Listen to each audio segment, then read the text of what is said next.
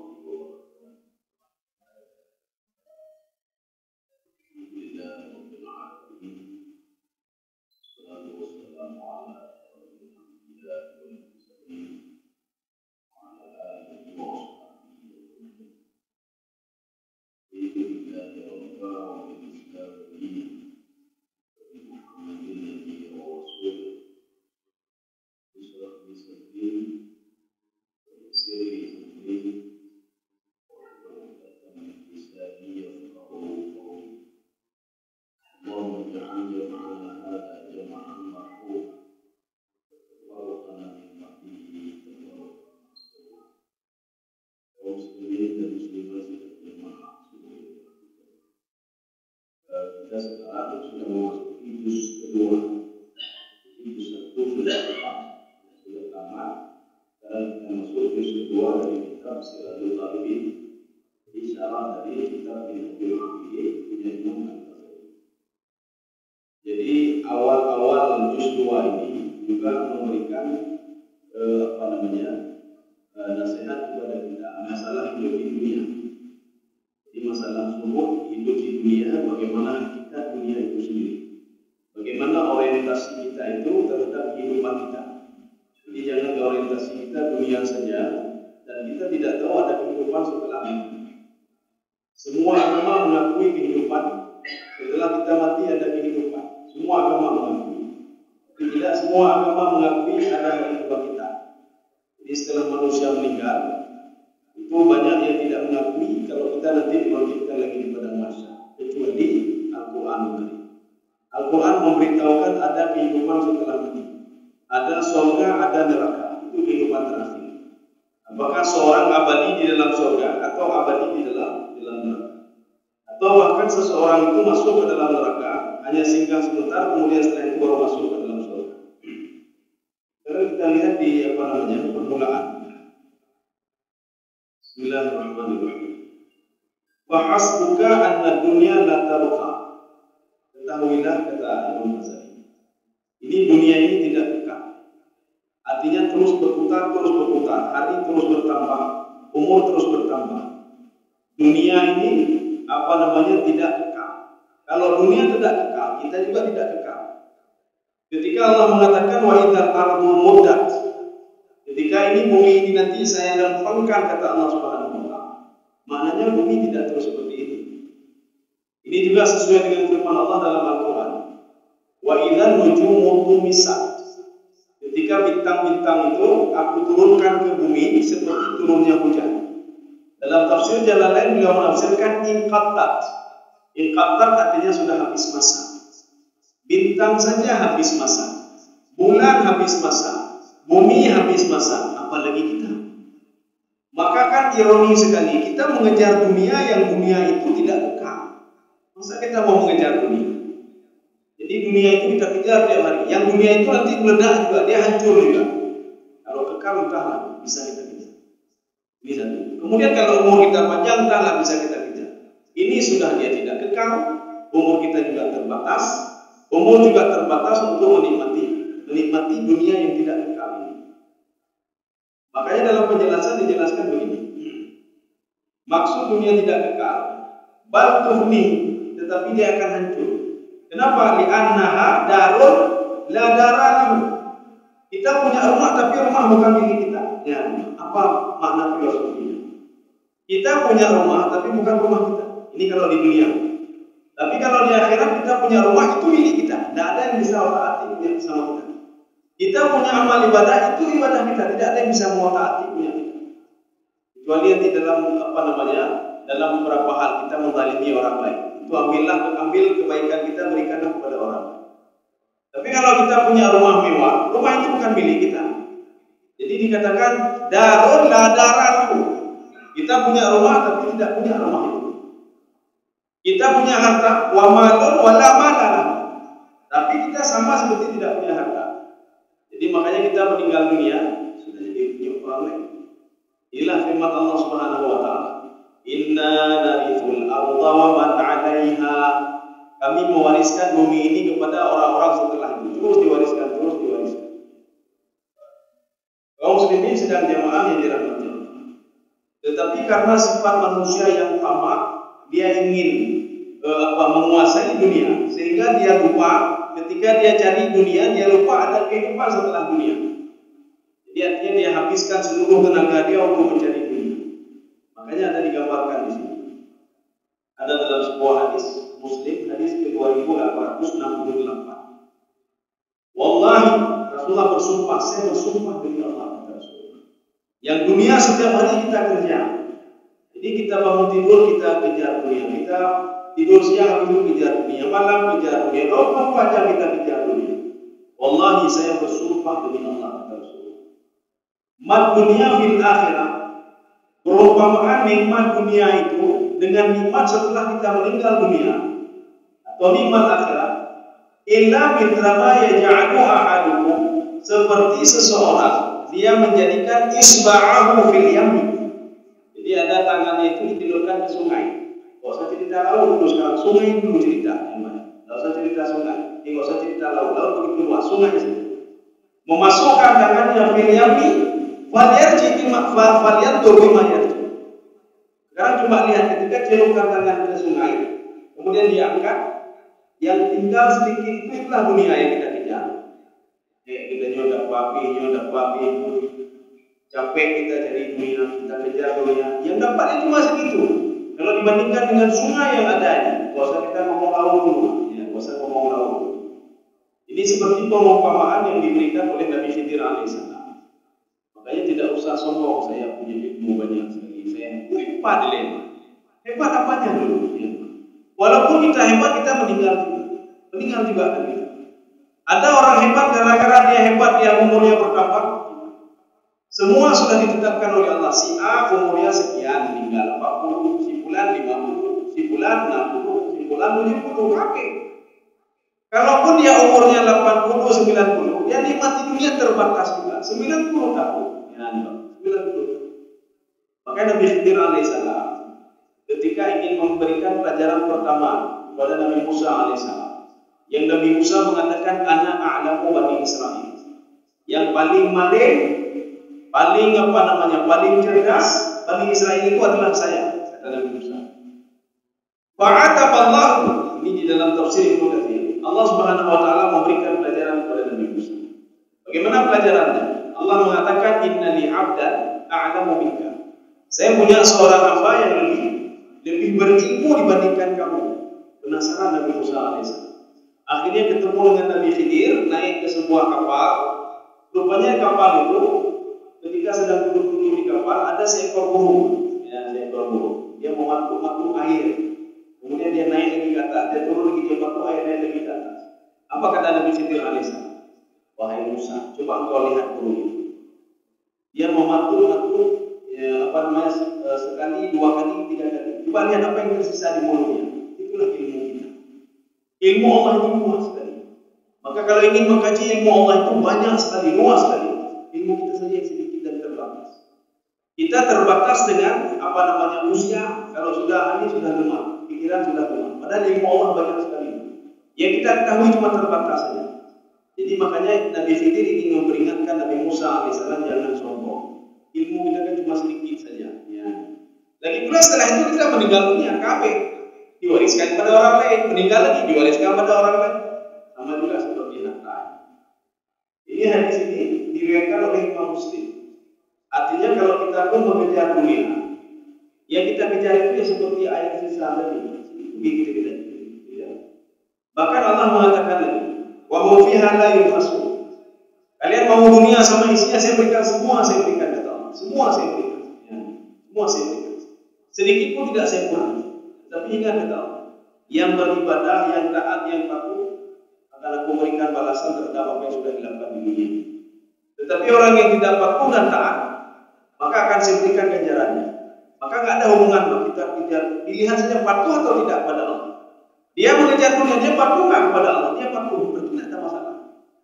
Jadi makanya zuhud itu bukan berarti kita tidak boleh kerja di dunia, kita tidak boleh berbuat, tidak boleh berbuat itu tidak.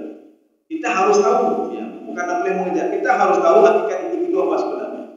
Yang kita kejar bukan dunia saja, ibadah juga kita kejar. Terpikirkah oleh kita setelah mati apa yang kita lakukan? Jangan kita terpikir nikmat hidup saja, kenikmatan waktu mati ada nggak? Ya, ini kita pikir sekarang. Yang kita pikir ini makanan enak bagaimana, tidur enak bagaimana, kemudian nyaman bagaimana. Kita nggak terpikir setelah mati enaknya bagaimana, nyamannya bagaimana. Jangan terpikir. Hidup dan dunia. Ketika hidup dunia kita berpikir makan siang saya yang enak bagaimana. Kita tidak terpikir kalau 1 jam lagi kita meninggal dunia, meninggal yang enak bagaimana. Tidak ada terpikir. Yang terpikir hidup yang enak, mati yang enak, tidak terpikir. Kaum muslimin sudah jamaah di dalam hati. Makanya dalam sebuah hadis Rasulullah, hubbud dunia rasul kullu khatimah. Kecintaan terhadap dunia itu adalah inti daripada dosa. Seorang ketika sudah terlalu cinta kepada dunia, dia hanya bunuh kadang-kadang dia bunuh anak gara-gara harta. Maka di dalam tafsir Al-Alusi itu Ruhul Ma'ani, ini karang oleh Imam Al-Alusi. Ketika di Al-Quran disebutkan al-malu wal banun, harta dan anak. Kenapa didahului oleh harta? Apa kata Imam Al-Alusi? Harta itu di dalam pikiran manusia lebih berharga dibandingkan anak. Ya. Anak ini anak buatnya harta. Bahkan ada harta demi harta dia berani bunuh anak kandungnya. Bahkan demi harta seorang anak berani bunuh ayahnya. Bahkan gara-gara harta seorang suami sama istri nggak pas gara-gara harta. Seorang adik membunuh abangnya, abang membunuh adiknya. Maka harta itu hati-hati.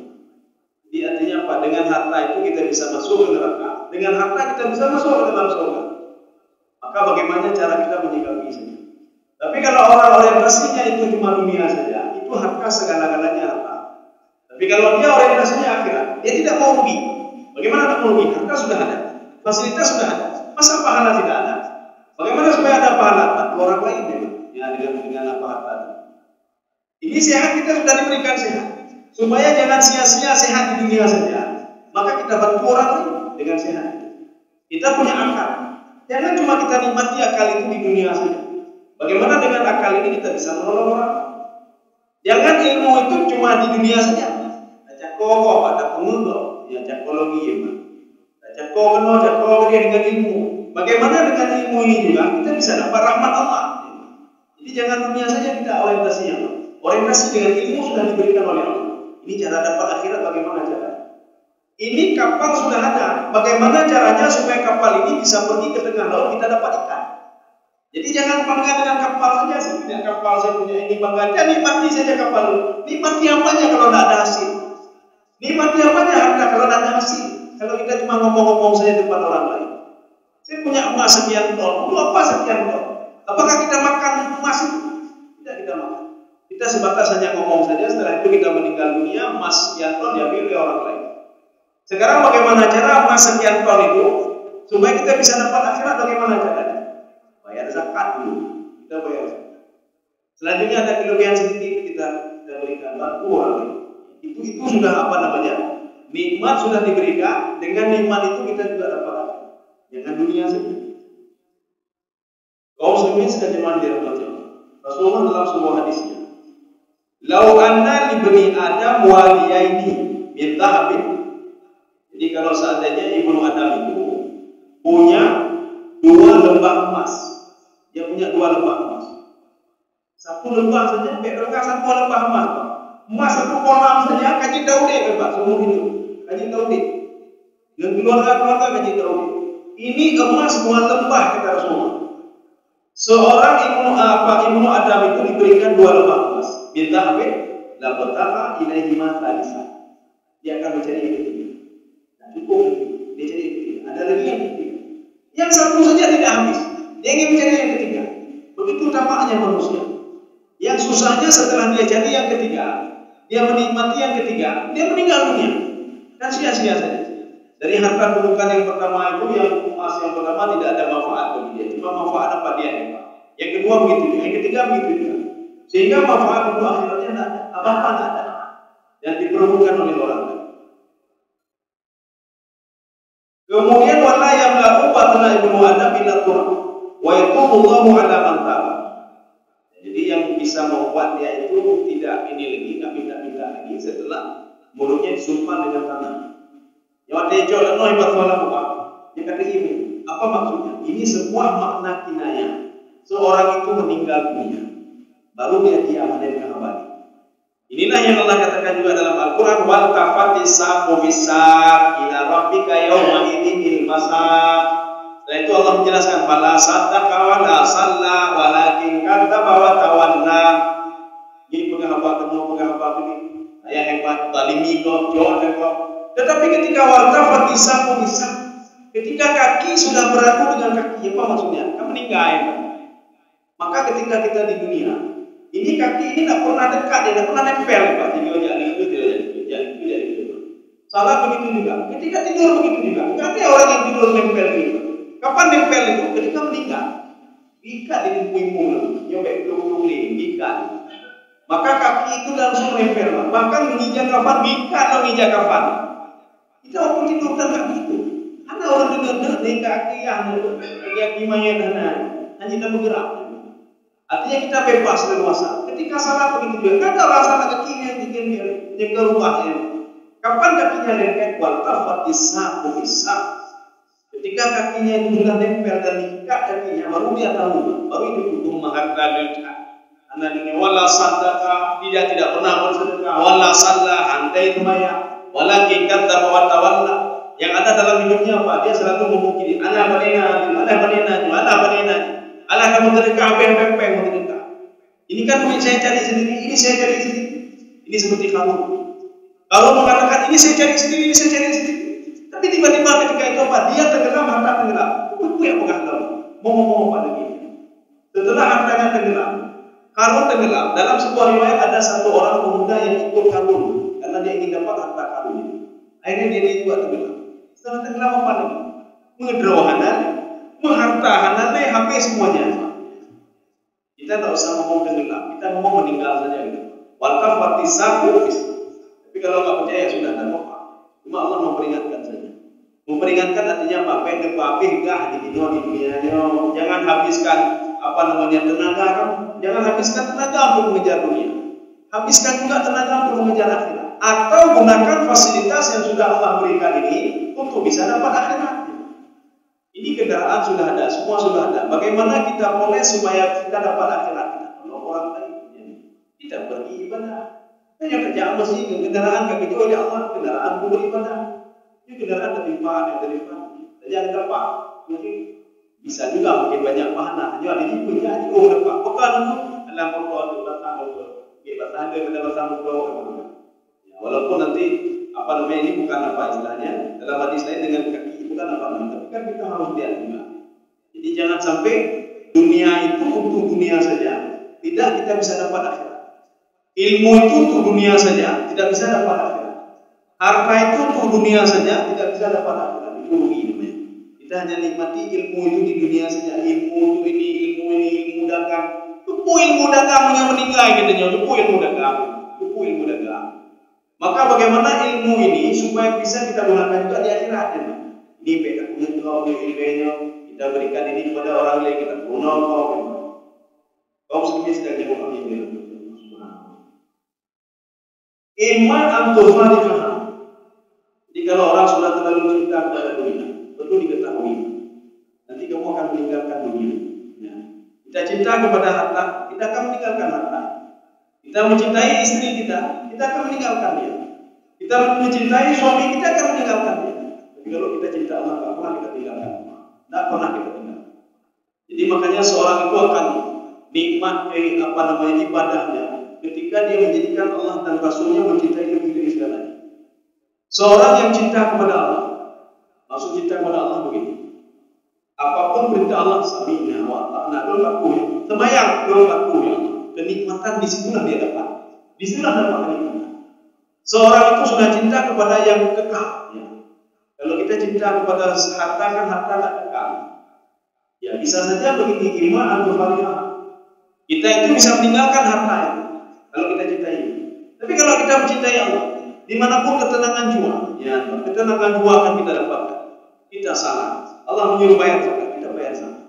Allah menyuruh bermuamalah, kita bermuamalah. Itu maksud cinta kepada Allah. Oh, kita tidak bisa mengenal Allah Subhanahu wa taala karena belum diberikan muka surga. Belajarlah melalui Rasul. Oh, nun hendak melompok dengan Rasul, masih tidak ketemu dengan Rasul ini, bagaimana caranya? Belajarlah melalui hadis Rasul.